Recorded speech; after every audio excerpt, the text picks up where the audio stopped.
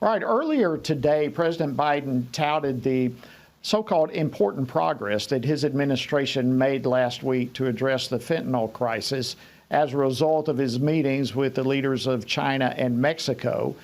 And he said that he trusts, but will verify, that China is taking steps to stem the flow of this illicit drug coming out of their country.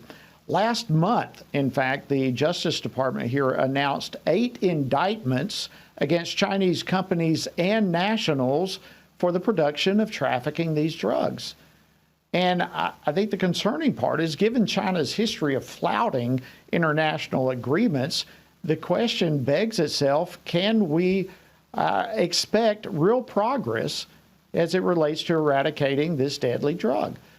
Well, joining me now to discuss this is Gordon Chang. He's the Distinguished Senior Fellow at the Gatestone Institute. He's the author of The Coming Collapse of China and the recently released China is Going to War, which we'll talk more about here in just a few moments. But you can follow him on the platform formerly known as Twitter, now X, under the handle @GordonG.Chang. Gordon, welcome back to Washington Watch. Great to have you. Well, thank you so much, Jody, and happy Thanksgiving. Thank you so much, and happy Thanksgiving to you as well. All right, before we discuss your latest book, which I most absolutely want to get into, I want to get your thoughts on the Biden administration's view of China's role in this whole fentanyl crisis. Here is an exchange from White House National Security Advisor John Kirby, something that an exchange he had with a reporter yesterday, and I'd like to get your feedback. The Chinese president's in charge of a single-party state. He's said in the past that he'd crack down on fentanyl, and U.S. deaths hit an all-time record last year. I mean, is President Biden not going to consider him personally responsible if American deaths do not go down? He has said he was going to be personally responsible for stemming the flow of these chemicals out of China, and we're grateful for that. All right. So what do you think? What's your reaction? Well, this is the same John Kirby who on Thursday last week actually said that Xi Jinping told President Biden that Xi does not want to see one more American death from fentanyl. But we got to remember that there were 70,000 deaths of Americans last year from illicit fentanyl, almost all of that fentanyl from China. We know that these fentanyl gangs and these producers, they work in a near total surveillance state, so the Communist Party knows what's going on.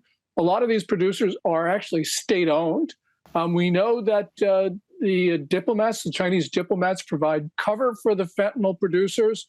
We know that they launder their proceeds through the Chinese state banking system. We know that Xi Jinping has made the same promise in 2018 to the Trump administration. He made the same promise to then Vice President Biden during the Obama administration. So, I do hope that Xi Jinping has had a change of heart, but I don't think that we can count on that by any means.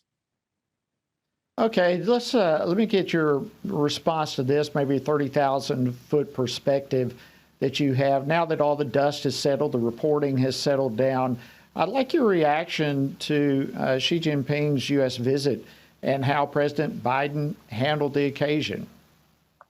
Well, the visit, I believe that President Biden should not have met Xi Jinping. I mean, we've been talking intensively to the Chinese for more than 3 decades. And during that time, Beijing's behavior has only worsened. So I don't know what Biden could have said to the Chinese that hasn't been said before. Now, at his post-meeting press conference last Wednesday, Biden touted a lot of progress. But we got to remember that Xi Jinping was not standing next to Biden. And we also got to remember that there was no joint statement. So yes, Biden can talk about progress all he wants, but the objective signs indicate that there were severe disagreements, and Biden is not owning up to the American public what, in fact, probably happened. Yeah, we had you on the program before that meeting, and you said this is a meeting that should not be taking place, and that's what I wanted to get your reaction. You still feel that way. Let me, if I can, Gordon, I want to shift gears and talk about your book. It's a provocative title, quite frankly. China is Going to War. Why that title? What are you saying here? Well, Xi Jinping can't stop talking about going to war, but it's more than just that. I mean, he is engaged in the biggest military buildup since the Second World War. He's stockpiling grain and other commodities. He's trying to sanction-proof his regime. He is surveying the U.S. for nuclear weapons strikes. He's cooperating with other bad actors like Russia and Iran in their war efforts. And he's mobilizing China's civilians for war. So we can see what China is doing. You know, we can't look inside of Xi Jinping's head, but we see objective factors. And the problem is that Biden doesn't want to actually mobilize the United States in response. He's trying to cooperate with a regime that, unfortunately, doesn't want to share the planet with us. So we're in mortal danger right now. And there's a lot of question marks about the readiness of our own military right now. And at the same time, you are one who is firmly convinced that China is capable of not only fighting in Asia, but also here on U.S. soil as well. So they have multiple conflict abilities. What do we know about their strength and their ability? We know that the Chinese military right now is going through a series of purges, maybe instituted by Xi Jinping, maybe by other parties. It's really a mess right now. The problem, though, is that even though China's not ready to go to war at this moment to launch, for instance, an invasion of Taiwan, the problem is Xi Jinping has domestic incentives to go to war. And he is engaging in provocative acts, especially in Second Thomas Shoal in the Philippines, that could very well lead to war. So we could find ourselves at war very quickly. And to address that first point of yours, we are seeing packs of Chinese males in groups of 5 to 15 of military age, traveling without family members, pretending not to speak English, coming across our southern border. And U.S. Border Patrol knows that some of them have links to the Chinese military. Remember that lab at Reedley, California, that a building inspector found, this Chinese secret biological weapons facility? Well, we're just learning, not only did it have 20 pathogens, it had Ebola there, and from all indications. And we know for sure that it had almost 1,000 mice that had been genetically engineered to spread disease. So we got to worry that China has put in place the infrastructure to attack America from American soil. So when there's a war in Asia, which could very well happen at any time, that war probably will be fought on American soil as well. Yeah, very excellent point. You know, we talk a lot about potential terrorists who have been able to freely come across the U.S. border in the South, but seldom do people really talk about potential Chinese saboteurs that have come across. And of course, I've been to the border many, many times, and I've seen things that'll make the hair on your neck stand up. So of these Chinese who have crossed the borders, do we know anything about them? Are they have ties, but are they part of the People's Liberation Army there in China? I think that they are. Either that or the Ministry of State Security or some regime affiliate.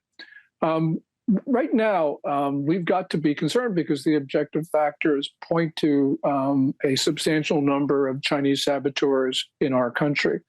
And the other thing we've got to be concerned about, Jody, is that the Biden administration doesn't seem to be particularly concerned. And remember, these are Chinese, but they're also Venezuelans and Syrians coming across our southern border in large numbers, and they are actually quite suspicious as well. And Iranian operatives actually operate in the U.S. right now. Matter of fact, some fairly low-level Trump officials, they haven't been in office now for more than 2 years, they actually still have Secret Service protection because Iran's trying to assassinate them. So, you've got all of this together at the same time, and that's the cause of grave concern for us. Well, when you think about Xi Jinping, he's certainly not a madman. He's very calculating. He's very shrewd.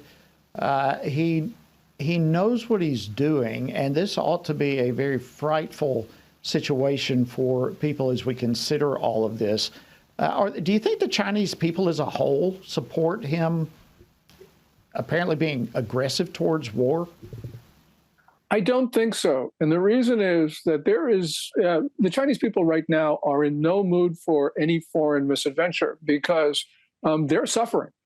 We see this because the economy seems to be contracting, despite the numbers that come out of Beijing.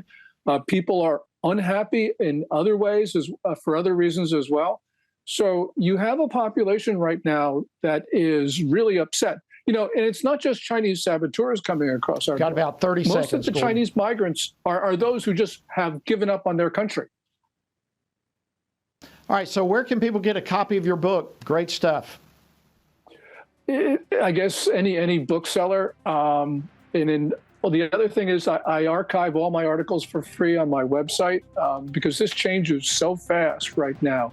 We are seeing developments occur at an accelerating pace, and that is also giving cause for concern that things can happen a lot faster than we think.